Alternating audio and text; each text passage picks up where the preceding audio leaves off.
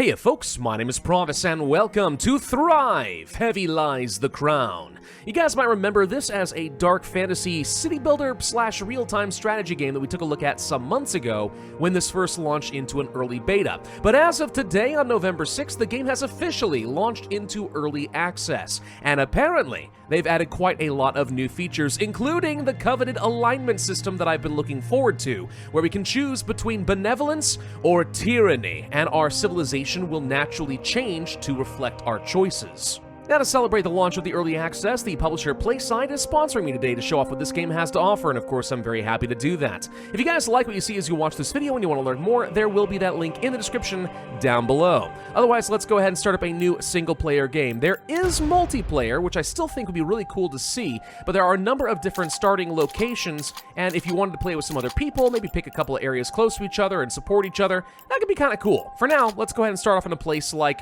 Dranoth. Now, if you guys don't remember the story behind this game, basically our land was beset with a dark and mysterious fog called the Waelgrim, which left death and destruction in its wake. The old kingdom fell into ruin, and we have gathered up a load of exiles, and we have fled into this new land. So that's why we are establishing a new kingdom. It's been 2 months since the fall of Aldemor, since we gathered up the survivors and set forth to a new home. We have to set a tone for our rule. Rise with vigilance, prosperity's pursuit, or wisdom. I'm gonna go for vigilance this time around. I don't know if it makes that much of a difference, but it could be kind of fun for changing up our tone. Do I want a tutorial? No, I don't think we need a tutorial. I assume that the story will work just fine regardless. Alright, so this is going to be our starting caravan. We are going to immediately deploy this and set up our keep. This is our royal home, and I want to place this in an area somewhat central to a bunch of stone and some trees. Right over here, actually in the center of the map, seems halfway decent to me, so we'll take this. Now, I'm going to breeze through a lot of the early game, because for the most part, this hasn't changed a lot since the early beta, and if you did watch those old videos, it's going to be very, very familiar to you. But it all begins by placing down a keep, and then of course we need to start gathering up, let's say, some lumber over that away, a bunch of stone over this away. We need to get ourselves some early stockpiles. I'm going to intentionally set that a little further away from my keep because this radius you see here also is very relevant for the placement of housing. Case in point, I'll place down, let's say, a row of 10 houses kind of like so. I also need to have a food store also with the housing within its radius. And we would also benefit from having a well in a similar situation, so a setup like this should be pretty darn efficient for the early game.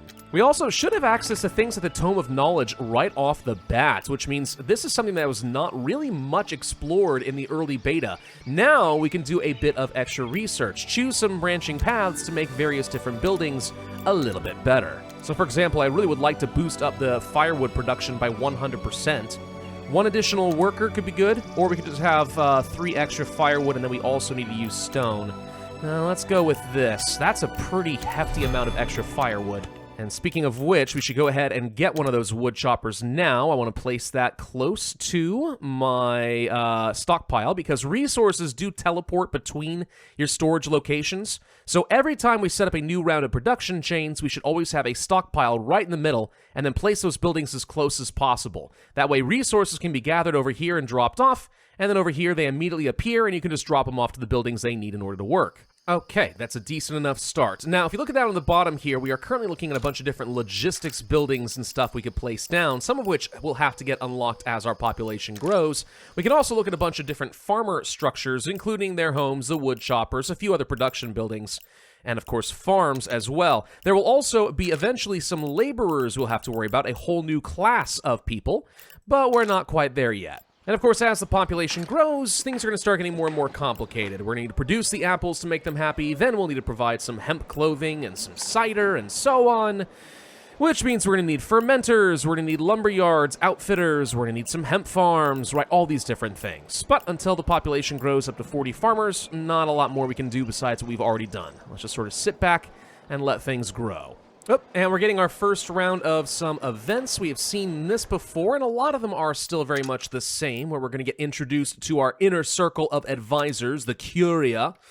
We've got our chancellor, we've got Sir Ossian over here, we've also got Duke Donovan, which are going to prevent a few different options for us as far as how we can best, help our people, and sometimes that gives us some benefits. Sometimes it actually steers some of the choices and the storylines that are in this game. My goal in this video is actually to get beyond Act 1 and even Act 2. I believe Act 3 is actually in this game now, which I'm pretty sure is where a lot of the Tyranny and the Benevolence system is going to kick in. And that sounds pretty fun. I think you guys would like to see that. We also should think about maybe leaving this area because not all of the resources we're going to need in this game can be found in this one zone. We could go to some nearby zones like Muthagria over here, and this would also have the ability to grow wheat and harvest fish. Not to mention there would be some iron ore, which I cannot find in my starting zone. So tell you what, let's go ahead and place down a trader's hut. And with this built, we can take the caravan that started it all and pack this sucker back up, then move it over here if we wanted to. And now we have an option. We can load up a caravan, which is going to take a number of resources plus 20 of my farmers, but this is effectively a colonization feature. So now that everyone's here, we simply can release the caravan and then treat it like we would a unit from a real-time strategy game and say, hey, let's go ahead and move over in this direction. Though to get there, you can see we're going to have to pierce through this fog of war. This is actually one of the new updates that was added into the game. Fog of war didn't used to be a thing. You could see absolutely everything. No longer, though. Now it's all dark and creepy and foggy and Waelgrimy. There we go. We have reached suitable new lands. Okay, and just like before, we should be able to deploy and then build a trader's hut. Not another keep, just a place where we can do some logistics and trade between our two different towns. Anyway, getting back to the main reason we wanted to set up this extra outpost in the first place, we need to get ourselves some wheat farms. And I'll just go ahead and place these down along the coast over here. I'm sure that's going to be fine. But now the bad things are about to start. The Waelgrim whispers. Yep, unsettling reports. The corpses of 3 animals, their guts removed into a makeshift altar within a farmer's house. The scent of rotten incense lingers in the air. The Waelgrim has followed us to this continent. From here on out, there's this little bar that's underneath our city name here. This is going to start filling up. Whenever it gets to 100%, something's going to happen. A lot of the time, it's going to be bad. Very bad. Anyway, heading back to Friafeld over here, we should have produced a decent amount of wheat, which means now we want to start setting up some trade routes, because I could refine it and do stuff with it here, but it'll be a little bit easier if I just go ahead and create a trade route, add the caravan that I already started with. We'll say that it starts with Friafeld and goes to my capital, and from here, let's trade wheat. Let's say about 100 or so per trip if you can make it. There we go. Simply accept the trade route, and it should automatically get going. Thank you. Bye-bye. The wheat is immediately being put to use feeding the pigs so we can get pork. And the pork means we can start getting some laborer meals. And laborer meals means we should be able to start meeting the needs of our laborers soon. They're not quite there, but they're up. What they are now. Now that we're at 20 laborers, a bunch of needs just changed, which is why they're all angry at me. And now they're revolting. Disgusting laborers. I also know that I desperately need to start producing some beer because my laborers are going to get very uppity if they don't get beer. Turns out they really like this stuff. They might be wondering what a revolt does, by the way. If you have a revolt, it means that their production gets reduced, I think, by 50%, which is a very good way to cripple your economy. Oh, there's the Waelgrim surge. Crap. Okay, what happened? Yep, okay, so our food supplies just got crushed. Between 0 and 50% just died. Thanks, creepy purple mist. Love you too, moi. Oh, and you left behind a present. Some Waelgrim crystals. Yeah, he's going to start emanating some of the corruption in the area. Could become useful to us at some point in the future, but for right now, it's a hazard. This leads to some new events as we talk about the fog that is engulfing our kingdom, and we meet this creepy old crone lady. Where we come from, this fog, she calls it the whale. Ah, foreigners, they know nothing. The whale blesses us with its presence. According to her, this Waelgrim stuff doesn't mean any ill. It can protect and care for you, it just has a temper. So maybe for whatever reason, it just doesn't trust us. How we earn the trust of creepy magic fog, I don't know, but that is gonna be a goal. Now, sometimes the Waelgrim does exactly what you already saw. It does things like just get rid of a lot of our food, and that sucks. Sometimes it actually sends, like, horrible monstrosities to attack us and wreak havoc.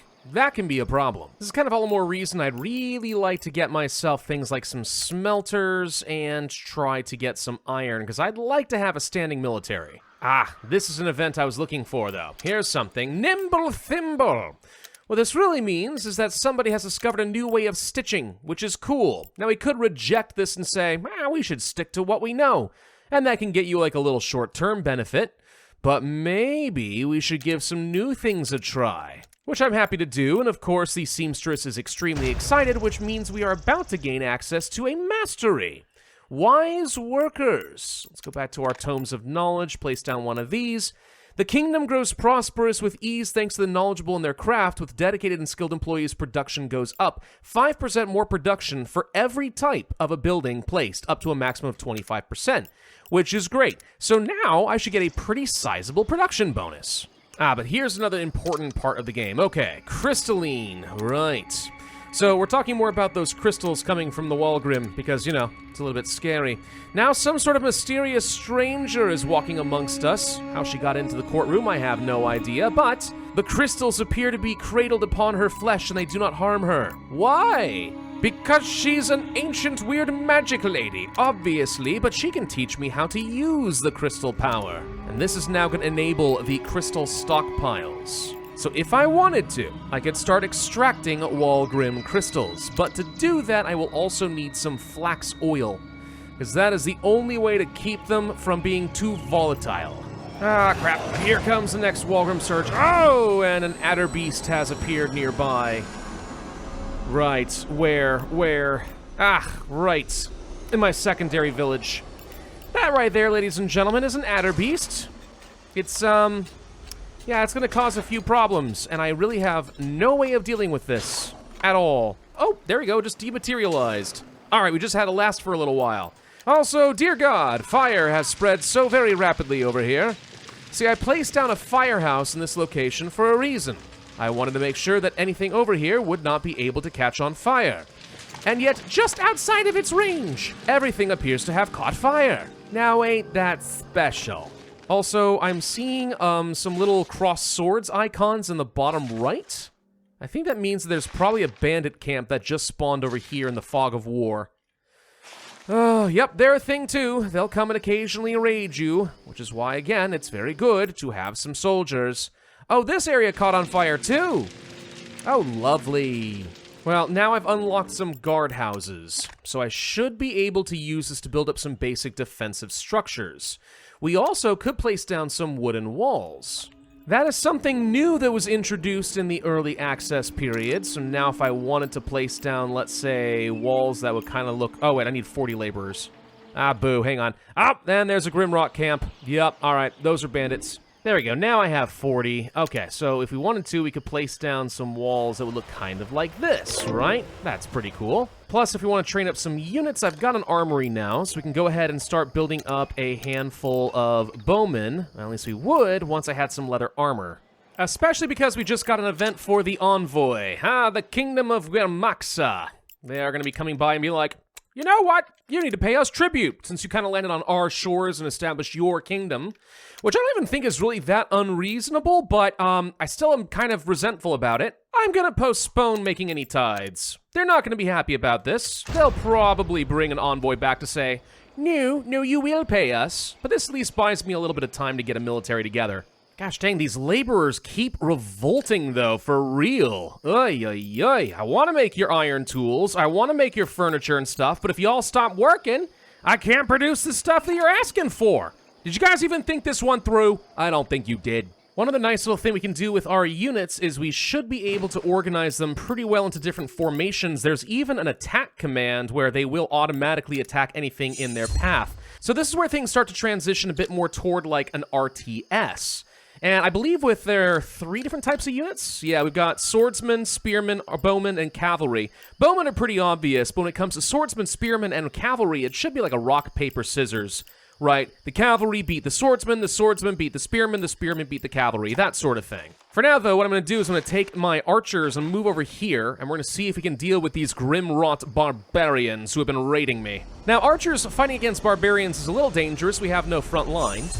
But if we're careful, we should be able to attack and then retreat, and I think that they do have, like, a maximum, like, chasing radius. So now we'll just go ahead and retreat, and if I pull all the way back here, I think they will eventually pull back. Yeah, there we go. And now we just turn around and we just keep shooting them. So my bowmen can handle this, definitely. Easy peasy, and then we just need them to bombard the camp until it dies.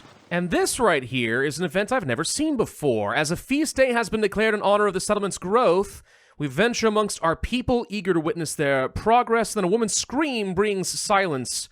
A central figure is familiar, the same cloaked stranger before, but also two more cloaked figures. In their hands they bear gifts, the hearts of a lynx, an adder, and a jackal. That seems a little bit creepy. Hi, Sage Niall. You look like some sort of a druidess. We speak for the whale. We are its children. Yeah, and I'm the Lorax. So apparently they just joined me, and they're gonna teach me how to wield the Waelgrim. Really?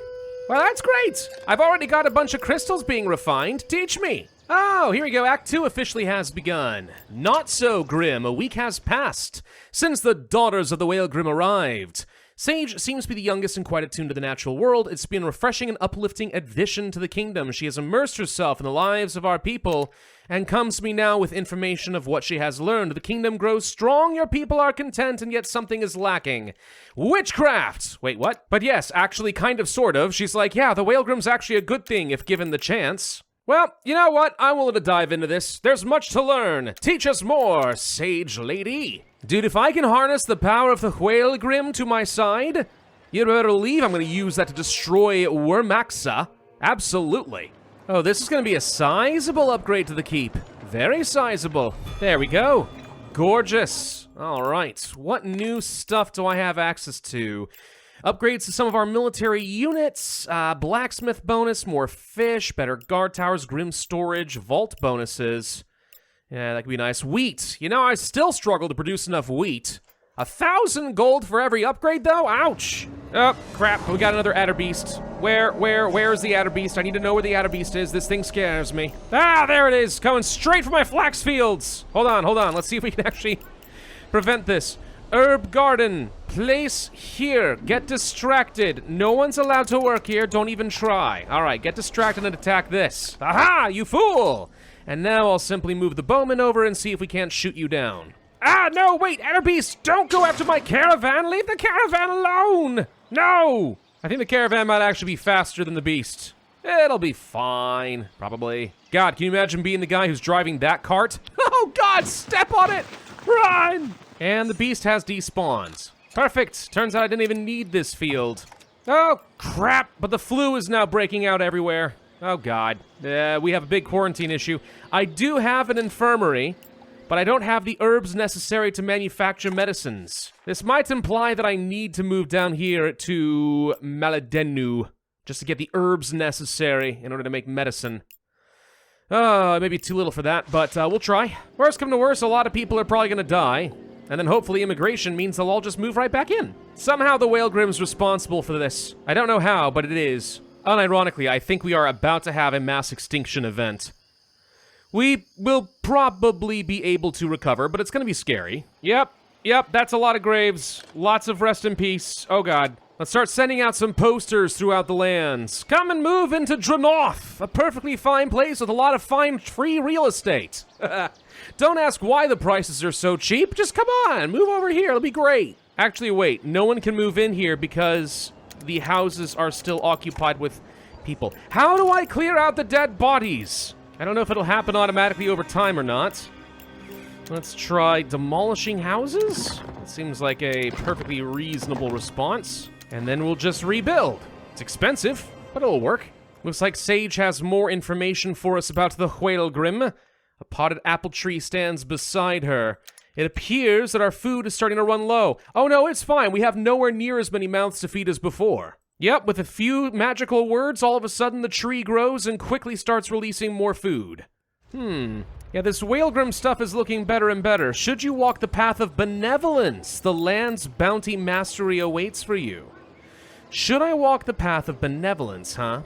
This is where we're getting to that alignment system. It seems like all of Act 2 is basically just tempting me with the powers that the Waelgrim has to offer me, which is great. I like temptation. You know, I feel like our economy is doing pretty good here, with a few exceptions. We never have enough flax, and of course influenza killed everybody. But besides that, I think we're doing really well. What I'm waiting for here is for the witch lady to simply reveal all of her secrets. If she'd please step on that and do that for me, that would be great. What is this thing over here, by the way? Some sort of a pagoda? Or some sort of a defensive outpost? I've got no idea, but I think I might need to kill it. I don't know what it is, but it's not mine. If it's foreign, it dies. Oh, I think it's shooting back at me. It is shooting back at me. It's evil! Who the heck was even in there to do damage, though? That's my question. It's fine. Every time I see a hint of some Grimrot forces, we're gonna have to do something about that. Alright, looks like we are drawing quite a force in over here. We're about to find out just how good my melee units really are when they run in there and do some serious damage. Answer is not good enough. We can try to micromanage this. Run! Run away! Oh, we lost a person. Oh no, we lost a single person. Very sad tidings. But we win the battle, and that's good enough. Your sacrifice shall not be in vain. There was no particular point to it either, but it wasn't in vain. Oh, finally, the witch comes back to me. What happens now? Nope, wait, I'm sorry. It's not even the witch. It's the envoy of the kingdom. Uh-oh. He wants to discuss my lack of tithing. However, the daughters of the Waelgrim have re-entered into the room, and everyone seems to revere her. Why did he call her Your Majesty, though? What? Why did you call her Your Majesty? Now I'm suspicious. Yeah, see, I picked up on that too. Your Majesty. Nissa is Your Majesty? Could it very well be that their queen has been with me this entire time? That's either really good or really bad, and I don't think there's any room for anything in between. Here we go, Act 2. A king! The day has arrived when two rulers meet. Before you, an imposing figure, towering and built for battle. King Brennan's face betrays the toll taken by many years of battle, yet still projects a youthful vigor. Around him, none is a match for his height, but most bear his same confidence. Proud men-at-arms, distinguished lords and ladies, all eager to watch the events unfold. Your party, while considerably more humble, tries to match their confidence. Yeah, he's the first to speak, and yeah, it looks like he's wearing crystals. Oh gosh, he's probably already channeled the powers that I don't have. Oh gosh. He's asking, do I really know who these women are that have apparently attached themselves to me? You and your sisters matter not to me. Okay. Well, good. It turns out she's probably not gonna betray me in some way. Let's see. King Brennan says that if she will not return to him, then she's had more than enough time. It is time to make us see that this land belongs to the whale. He's about to do something bad, right? Time for what? To think that we welcomed you, trusted you. Time for what exactly? Time to learn the path you'll walk once bound to the Waelgrim. Right, so what I'm interpreting out of this weird scandal is the queen knows that I am supposed to be tied to some sort of a higher destiny, to the Waelgrim in some way or another, and she's been trying to teach me the path. But I haven't reached that path fast enough for her liking or something. I don't think she's betrayed me exactly, but I think we're out of time. I need to embrace the powers, now! Case in point, we now have some sort of a ceremony here. The daughters have spent days preparing for this moment. On a makeshift stage before the keep, laurel wreaths and flowers are strewn about, highlighting the momentous occasion. Today is the day that all Aldians become Nissians, and your path has been embraced. Do you embrace the gifts of this land, the knowledge and power it bestows? I do. Are we getting married? Sounds like it. Will you cherish and respect the Waelgrim, that which breathes and gives life throughout this land? I will. Then repeat after me. By the whale I am bound, I welcome it home. With these words, you feel a surge of energy. It has been decided. I now walk the benevolent path. I didn't mean to choose the benevolent path. I might have wanted to be tyrannical. Was I not mean enough? Clearly I should have been. Also, all of my roads just turned into nice, proper cobblestones. Well, that's good. Oh, frick, and here comes the new content. Scholar structures. A lot of them. Ooh, and we have a whole new class of people. Right, and there's also curator structures. So I've got 2 new classes of people. Not to mention vineyards, dairy ranches, and sheep ranches, or we could go for quarries, bakeries, mines, and stoneworks. Wow. So I'm pretty sure literally everything just changed here, right? Because now we've taken one of two different branching paths. I think if we had gone down this tyrannical route, we probably would have totally different classes of people. Not to mention our buildings would look quite different, and also we can see here in the armory, I'll be able to start training up some more elite units. They would use special kinds of, I guess, refined crystal blades. Let's see what new things I can place down, because this is where the game has truly become new for me at this point. Truly new. We've got the apiary, boosting up the production of all farm plots in the area. Well, that'll help with things like my flax now, won't it? We've also got the studium, a building for higher learning and discourse. Okay. And of course, the scholar house, which requires bricks in order to construct. Oh my. This game, I think, more than doubled or tripled in size just now. Ooh, also, my keep is looking kind of nice. I look vaguely elvish. Do I have new technologies? I do! Tier 4, look at that. Plus, I'm pretty sure we also should have unlocked a bunch of mysteries now. We did. All right, reset these mysteries. Hold on. We've got impenetrable, the ability to form a barrier and protect key structures. That could be useful. Gracious guardian, so we can summon a beast. And then land's bounty, which is going to give me 100% more yield to crops and livestock for a short time. But these appear to be activatable abilities. So what does it cost me? Probably crystals would be my guess. But we still haven't officially started Act 3, apparently. Unison. Let's see. Nissa's absence has been filled by the Waelgrim's presence. My citizens have apparently adapted very well to the whale. Well, this is good. Seems that it's very likely that Wyrmaxa is going to start seeing me as a true threat now that I have bonded with the Waelgrim. So, how are we going to be able to beat them? Only engage as necessary, try to earn respect through benevolent means? Well, since I am apparently benevolent whether I like it or not, I guess I'll try for this, but I think it's very unlikely to work, one that King Brennan may not anticipate. Yeah, good old-fashioned diplomacy. Who would have guessed? This is a foreign concept to them. Forge bonds with the locals through trade, fight only when necessary. Right. Maybe, oh, and that officially begins Act 3. Okay, so under diplomacy, what I need to do is start interacting with all of these towns, right? And if I were to just, like, I don't know, give them gold and stuff, we could start building up some opinion with them. And I'm very good at making money. So we've now got a whole lot that I need to do in this game, right? Like, we just literally doubled the size of what this game has to offer me with all the scholar structures and the curator structures. I've got a couple of these houses built up.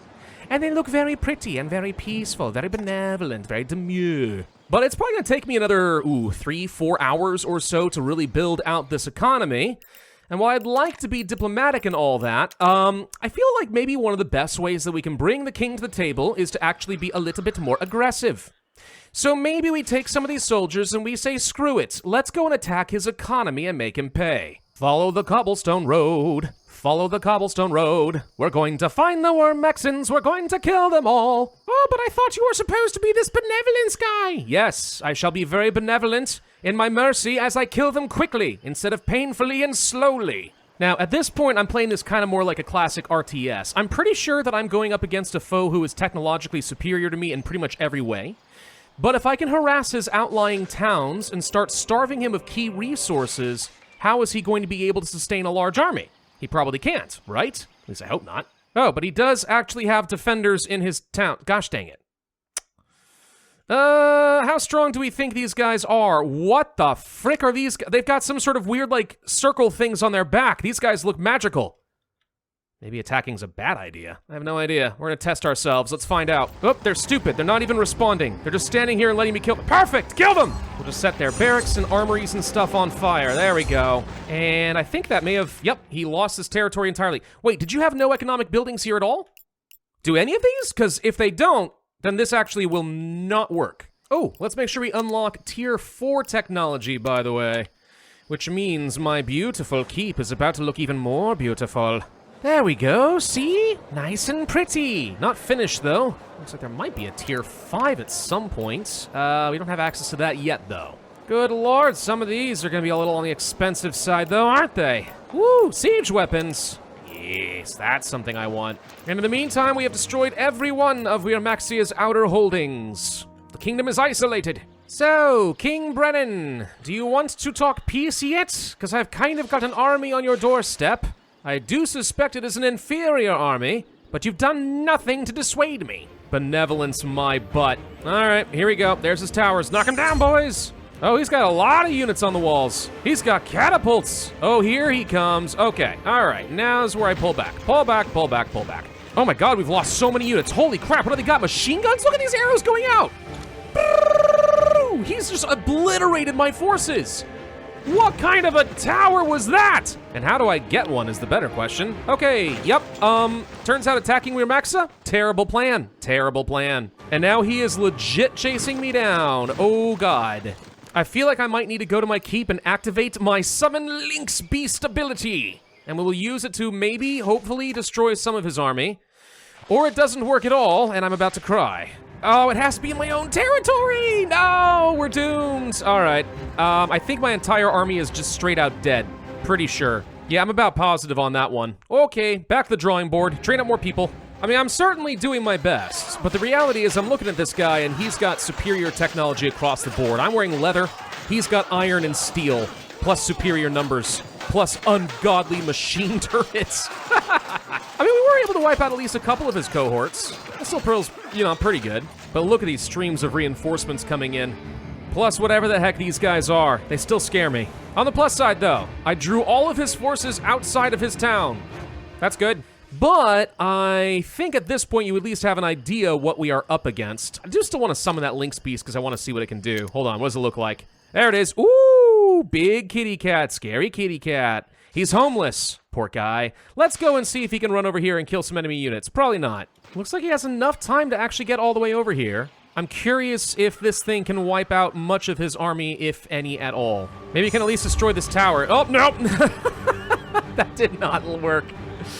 Okay, without catapults, you can't get through here. That is a lesson learned. You cannot. Oh my gosh, he's already retrained so many of his forces. Yeah, it was a good run. It was a good run, but I think we're probably going to give up on attacking Wyrmaxa, at least for the moment, because we have unlimited colonization available to us.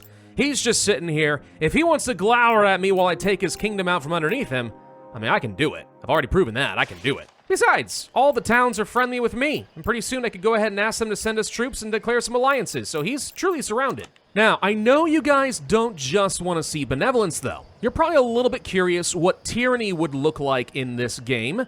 So tell you what I'm going to do real quick. I'm going to go ahead and jump into a totally different save file just so I can show you what the other side of the spectrum might look like. And here we go. You can see we've got a bit more of a spooky theme to it here. Gone are the days of the scholars and the curators. Instead, we've got thralls and acolytes. Very cultish. There's actually quite a few scary-looking buildings over here. Good lord. Is that a freaking adder beast fighting against, I don't even know what's in there. Some sort of a weird crystal troll? The thrall hovels look sad, which makes perfect sense. Heck, even our grain mills look so much more impressive. Look at this guy with the whip. Get to work!